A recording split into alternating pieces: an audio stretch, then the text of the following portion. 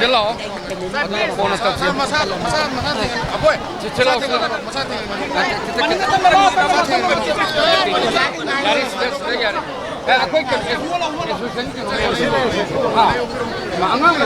People इन्होंने बहुत ही मुझे खुशी दिया है और बहुत प्यार दिया है तो इससे अच्छा और क्या खुशी हो सकता है मुझे। सबसे पहले आप क्या करेंगे घर पर?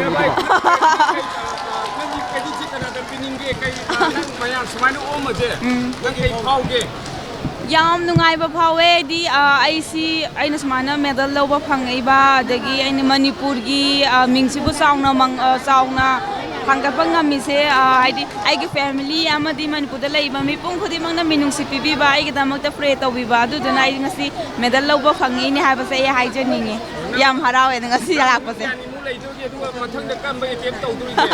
आई नुमी हफ्ता अमखक्तगी आई सुटी fungi I December the world championship लेरे ओलंपिक क्वालिफाइंग फास्ट हौदौरे अखोइगी अदुना आई याम कुइना सांगना लैबा या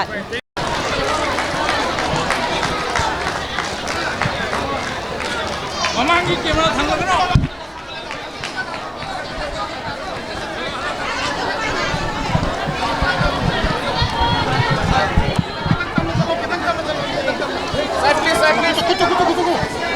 Ya, saya tahu je.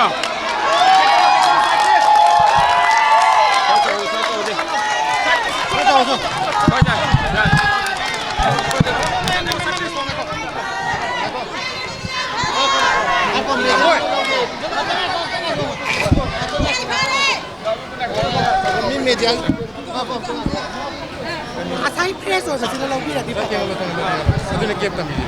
Jika ni nang ini mayam semua. Soalnya आई गिदमक्ता मयाम लाखिबसे याम हरावे रो मथंगदा जो आई लाखबो कमिशन खुदमक्ता लोइना स्माइना मयाम पुना लाखियो अदुगा आई कमिशन दा आई लाइफ के हान माने गेम्स दा मेडल लौबजे आई मथंगदा वर्ल्ड चैंपियनशिप ओलंपिक दा लोइना आई बेस्ट परफॉर्मेंस पीबा ngam बखना जाय आई वेटलिफ्टिंग मणिपुर ओजारंजन अदुगा ओजारंजन ओजाइमो अदुगा अतोपो जांगने सुलोना मते मोइना पांगबी होजे अखोय डिसेंबर द वर्ल्ड चैंपियनशिप लाइए सिदा 2024 पेरिस ओलंपिक की अखोय स्टार्ट होदोइने ओलंपिक की क्वालिफाई की सिक्रेटी से आई अहमदा ओजारंजन अदुगा आई केम की ओजांगै लोइना विजय शर्मा संदीप सर प्रमोद सर ओजा लोइना मांगना आई दमकदा लोइना होनाबी अदै सि साफि याव ngam